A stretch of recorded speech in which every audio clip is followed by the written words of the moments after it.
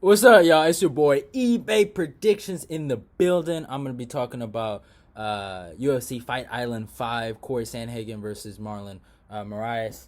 Uh, man, dude. Hey, man, this okay. So Colby versus Woodley's. I think was it UFC Vegas 11. Obviously, I don't think guys ever do best fight night card of the year. I'm probably gonna do it, but this fight night card was so fucking good. I want to give a shout out to all the fighters on this card that made. No, there was not. Maybe besides the Tracy Cortez fight, which wasn't that bad. Uh, all these fights were entertaining. These guys went out there and gave a fucking show. This is what the UFC is about. This was kind of under. This was an underrated, under the radar kind of show, but this is what the fucking UFC is about. Obviously, a lot of guys came out here and showed the fuck up. Really good underdogs on this card that caught my ass. I went 7 for fucking 13. They got these dogs, man. They keep catching my ass, man. But I'm going to praise them. They deserve the praise. I'm so fucking happy. The main event went my way. I'm going to talk more about that. And yeah, let's actually start off first fight of the night. I didn't get to watch all this fight. Bruno Silva versus Tagir Blekov. I kind of saw the end of the third round, and they were going at it. I didn't hear the best things about Tiger's performance, but he won. Good on him. He won for me. I picked him. And yeah, he was swinging. That's all I saw. I didn't see that much of the fight. But the first fight I really saw was Tracy Cortez versus Stephanie Edger, or whatever her name is. There were some people that were going with this Stephanie girl, and I was kind of worried. Brandon K was going with Stephanie, and I was like, fuck, man, I don't know if I want to go with Tracy Cortez because I respect his opinion. And I was going to ask Fight Game Pro, one of the dopest guys in the game, in the prediction game. I think he's even better than me, y'all. He's the GOAT. I'm actually going to shout him out probably in this video. He's awesome. I was gonna ask him who he was going with, but I didn't have time to ask him. Awesome video too that he made, I think today. But yeah, Tracy Cortez, I just stuck with her. I was like, you know what?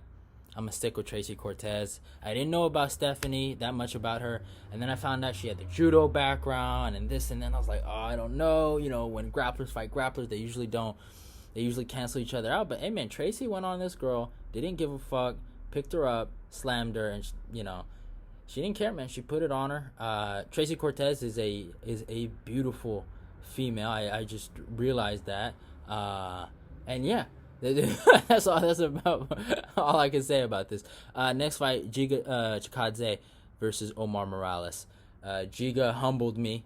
I think he humbled all the doubters. I really believed Omar was gonna go out here and fucking beat this guy. I really did. It was a good competitive fight.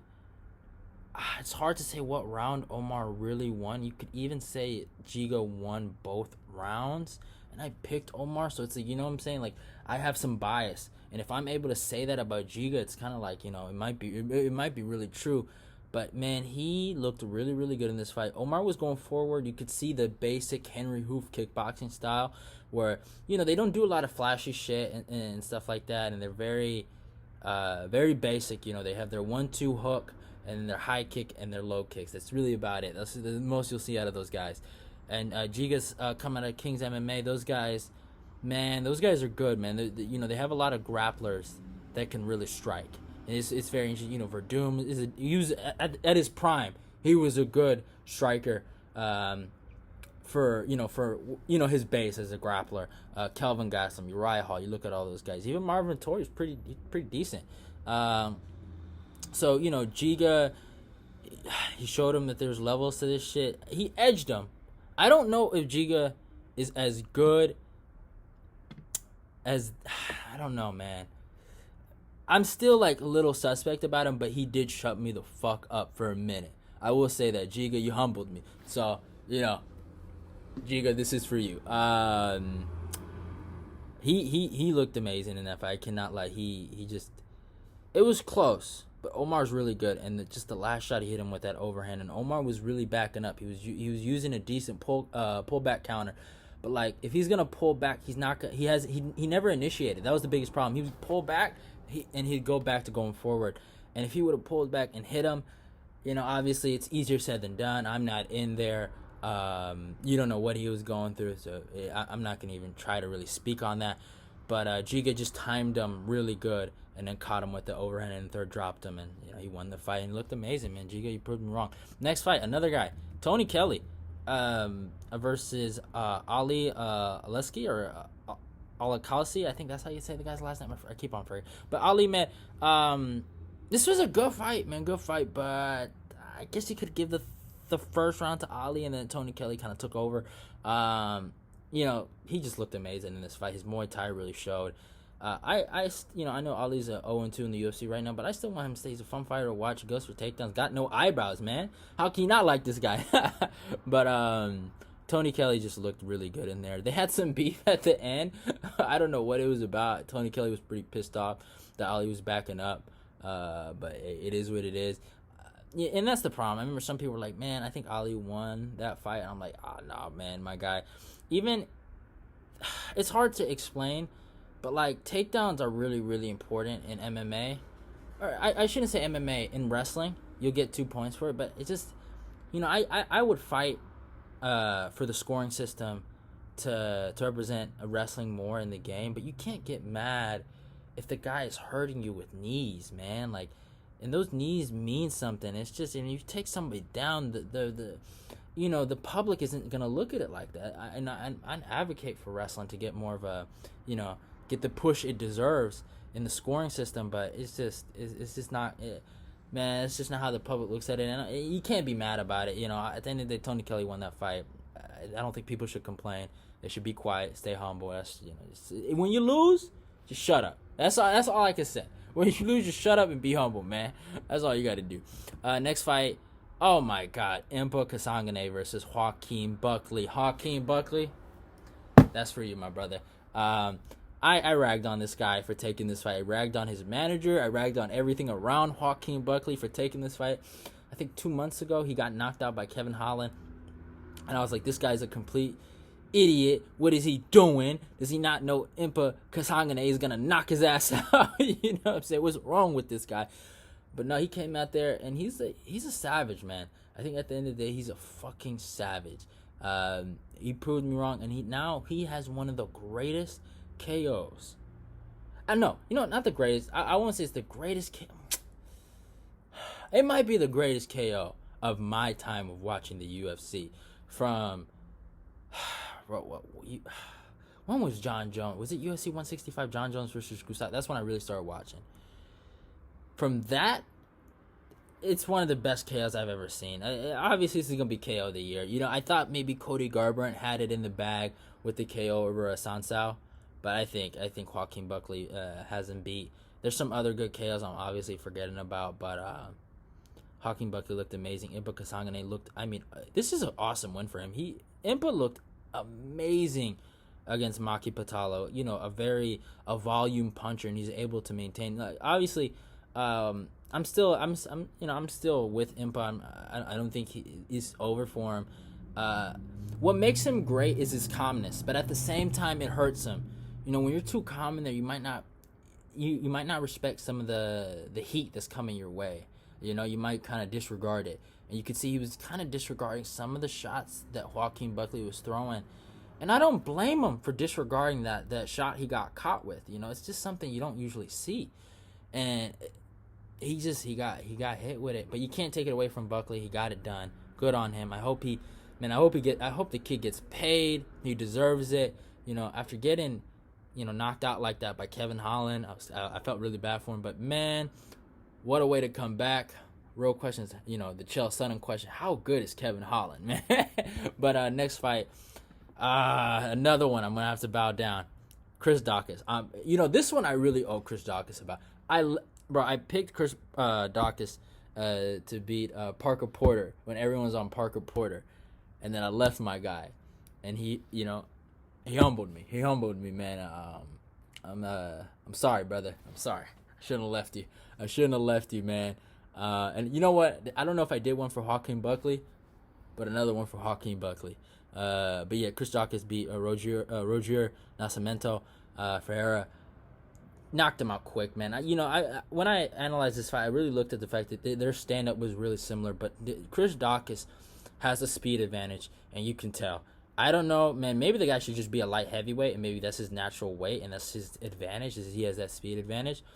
But you can just see it on him. I think he used to be a fat kid growing up, and he lost a lot of that weight, and you can see it on him, man. He's just quicker than a lot of these guys. And I thought Rozier's his takedowns and his wrestling and his grappling would come into factor, but it didn't. Chris Daukaus is looking amazing. Those Daukaus brothers, they've just looked amazing, to be honest, man. You know, I forgot what the other Daukaus brothers' first name was, but his fight with Brendan Allen, oh my God. And Brendan Allen's a guy that's on the verge of probably, well, I wouldn't say he's getting ranked, but he's going to be fighting a ranked opponent in Ian Heinisch. So, and I think he has a win over Ian Heinisch, right? I might be wrong on that. Or something, or they fought before, something about it, I don't know. But, you know, Chris Daukaus, man, good fucking job, man. Amazing performance. Man, he might be a problem at heavyweight, man. We're seeing these lighter heavyweights come up, and I like them. I like them a lot. It might make the heavyweight division more interesting. We need these guys to come up and be successful. But next fight, finally, a fight I got right on the prelims. Tom Breeze versus KB Bowler. Tom Breeze just looked good, man. Obviously, this was KB Bowler was a short notice replacement. Just knocked his ass out, took him out of there, and got out of there, man. So good on Tom Breeze for getting that quick KO, and good for him. Next fight, Yusuf Zalal fought Ilo Tapora. Man, Tapora proved me wrong today. You know, I didn't actually break down his fight. On my card. I think Zalal was supposed to fight. I forgot the Asian kid's name, but he was supposed to fight somebody else, and that's what I broke down. But I sticked with my pick with Zalal. I was like, you know what? I don't know a lot about this guy, but everyone was telling me this Turupu kid on Twitter before the fight. I was surprised. I was like, man, where are all these fucking fans coming for this guy? And they were proven right. Zalal had moments in this fight where he didn't look bad. It's just, and this is the problem with a lot. Some of these strikers, I noticed, obviously, you're training grappling. You're good at it. No one's saying you're bad. But there is an acceptance to be there when there shouldn't be. You know, obviously, maybe it's not obvious, but to me, watching it, Tarupio was the better grappler. Now, he was adding a lot of forward pressure. He was doing a lot of things to Zalal. He didn't give him no space. He was just on him. But it's like, Zalal, like, dude, why are you going for takedowns? Why are you clinching? You know? These are fight IQ things he got to ask himself. And maybe he was gassed and he wanted to get some takedowns instead. But wrestling's a lot harder than striking, y'all. In terms of gas things, you got to move your body more. So I don't know. And maybe he wasn't willing to take those risks. It is what it is. But yeah, man. Yusuf Zalal, man, he had a great year, though. You know, he got a lot of wins this year. So, no, you shouldn't be mad at him. So, you know, you're going to lose once in a while, right? So, it's not the end of the world for him. Turbru looked amazing, so good on him. Tom Aspinall versus Alan Bodat. Tom, he looked amazing, man, but I don't think Alan should have been there with him. And it's not like their records show that, but, man, Tom's just experienced everywhere. I didn't even know he had a lifetime of jiu-jitsu. Or he started with jiu-jitsu and he's a black. I was like, yo, what the fuck? Dude, this kid might be a fucking problem in this division. I was shocked, like, how versatile he is. I remember people they were asking questions about him versus Cyril Gane. I don't even want to see that fight right now. I don't even want to have that. Like, Cyril Gane's going to fight next week. So it is what it is with that. But, man, this kid looked good. You know, I thought he was just a really good boxer in there, but man, he's more than that, man. He's a legitimate MMA fighter, and he might be there. If he can do it right, if he can get the right matchups, man, this kid could be a problem. I don't want to boost his head up, or I don't want to boost up the hype, but man, this kid's a problem. Man, he looked good. Next fight, Marcus Perez versus Dricus du Plessis. My South African brother, man. What's up with you? I'ma claim you. And you know what? He's right. I'm on that hype. If he ever wins a championship, which I'm not sure about, he should be considered the real first African UFC champion. Not them fakers, Israel Adesanya and Marty Fake Newsman. I might get some hate from my black followers, but I'm sorry. That's a real African man right there. But yeah, man, I was so proud of him for whooping on Marcus Perez. Stop it with the Joker shit. Actually, don't stop it. You shouldn't stop it, because this was probably getting you followers. This was probably keeping you in the UFC. But I can see right through it. This is not like it's coonery buffoonery what you're doing, man. That's what it is. And I know some people might not know what that means. And I use that word very loosely. I need to stop doing that. But I know some people like the Joker movie. I don't want to be a hater. I kind of laughed throughout that movie. But obviously, maybe Marcus Perez loved that movie and he wanted to symbolize it. But yeah, you lost twice, man. I don't know. Maybe it might be a curse, my guy. Maybe that's why you should stop it. But it does get him views, though. It really does. I will give him that. So if he makes some money out of it, go for it. Make it a gimmick. Make it your thing. Do it, man. Do what you got to do, my bata. But next fight, Ben Rothwell versus Marcin Tybura. Good fight out of these heavyweights, man. These guys were going at it. I picked Ben Rothwell. I got what I deserved today, but it is what it is. Rothwell he looked really good in the first round. He's throwing a lot of shots, but I think he couldn't maintain that pace, right? And that's where he got fucked up. But yeah, and Tybura he stayed composed in the first, and then he maintained the same pace he had in the first, and you can see Rothwell did not have that. And then obviously the third round, they were 1-1 apiece. Tybura got the takedown, got it done. Hit him with some really good ground and pound. Man, Rothwell's 38, right? So it is interesting. I don't know if he should retire, but he was competitive. The crazy thing, both these guys used to be ranked. I don't know if Rothwell had that little suspension, right? Tybura was recently ranked. So I don't know, man. He looked pretty good. He's fought who's of the divisions. Of the heavyweight division. That's what I meant to say. And good fight out of these two. I was surprised, man. I don't know. I think I'm on team flyweight right now. Team heavyweight, I'm not with y'all right now because it's just like it's hit or miss with a heavyweight fight. And it is what it is. I don't want to hate, but I was surprised that this was a good fight. I'll say that. But it is what it is. The co-main event, Edson Barboza versus Mackenzie Americani, man. Hey, let's give some props to Mackenzie, man. Good job, bro. You are one tough motherfucker, bro. Good shit, man. You went out there and fought your ass off. I want to give you a lot of credit, man. A lot of people, they questioned your heart. They say you give up. You didn't give up 1 second in that fight, so good on him. Edson Barboza, I think I said in my prediction video, I had a dream Mackenzie was going to take him down and submit him. And I remember Capper Comparison called me out for it. And it's like, I wanted to say in the video, I had the same dream about Costa beating Izzy. And that's kind of the main reason why I went with Costa. But I'm not going to make the same mistake again. And I just knew Edson, not only did he need the win, he deserved the fucking win. After getting, he's on what, 3-5? He was on a 3-5 losing streak, right? Was it 4? Right, it was Gaethje? Yeah, it was 3. So yeah, he was on it. He needed the win, and he looked good. His hands looked good. That's one thing about he's never really he's one of those fighters, like his boxing has always been crisp, but it never had no pop. It never really hurt anybody. It was more like his hands set up his legs. And this fight, he looked amazing. He looks measured, and you could just see there's levels to this shit, man, and good on him for getting the W. But to the main event, my boy Corey Sandhagen got the W. Bro, y'all really disrespectful, man. I really noticed that about y'all. One guy, Corey loses one fight.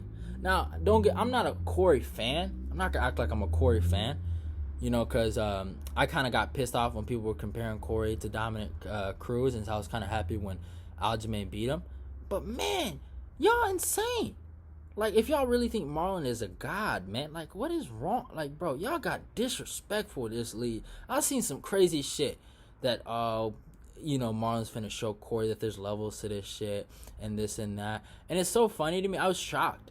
that they had Corey as the favorite, because like the fucking opinions I seen on Twitter, I would assume Marlon was a goddamn favorite. But man, Corey just looked good. I didn't even think Corey was gonna do him like that. He put him in his fucking place, man. He finished him quick, and there's a new guard in that bantamweight division, and Marlon. I think Marlon might be the Edson Barboza of bantamweight. Not a bad thing to be, but he's just gonna be one of them top guys. He's gonna be stuck, man. Just the length and everything, that he's dealing with in that division. It's gonna be hard for him to overcome. But really, I think the biggest reason why Marlon lost today, and I'll always say this, is when he left Mark Henry to go to American. American Top Team is a great gym. Don't get it twisted, but they're not the reason why you gassed out, man. They're not. I'm sorry, they're not. Obviously, he got caught with a really good shot, but they're not. He got what he deserved today. Blaming them, and obviously he didn't really blame him. I know in the promo he said, "Oh, this and that. We left on good terms. I appreciate everything you did for me." But I remember before in the lead up to the Aldo fight, he said he wasn't getting the right help he needed for him with Mark Henry and all them. Dude, you guys have Zabit. Or you don't think Zabit would be a great fucking sparring partner for Corey Sandhagen? Like, come on, bro. Get out of here, man. I'm sorry for the noise, but this is insanity. But yeah, like I was saying, Marlon got everything he deserved today. I wouldn't say an instant karma moment, but this is just, it's life, man. And a message to Aljamain Sterling. All right, you got your fucking title shot, my guy. You got your title shot. And I was talking to one of my homies on Twitter, MMA Bullshit. Go follow him on Twitter. He's dope. He's an Aljo fan. I'm a Yan fan. I love Peter Yan, man. Peter Yan's just so slick, man. How can you not like the boxing and all that? But he's been, attacking my guy Yan. He hasn't fought a top 5 guy yet. All that,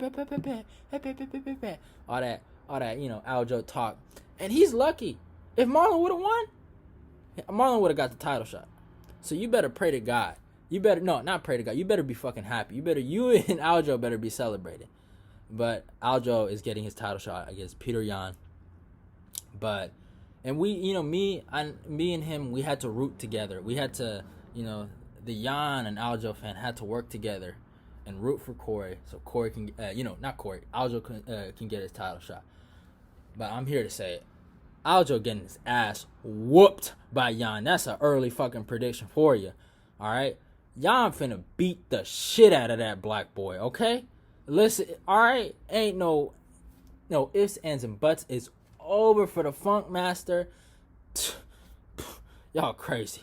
But yeah, it is what it is. I enjoyed, man. This was an awesome fight, and I'm so hyped up. Go follow me on Twitter. Go follow me on eBay Fight Predictions on Instagram. Hope you guys enjoy that. What else? Oh yeah, and go subscribe to Fight Game Pro. He's one of the dopest channels out there. I bet he probably did better than me. He probably went like 9 for 13 or something like that. He's a GOAT, so go follow him. He's awesome. And eBay Predictions out. I love y'all. Hope you guys have a beautiful night, and goodbye.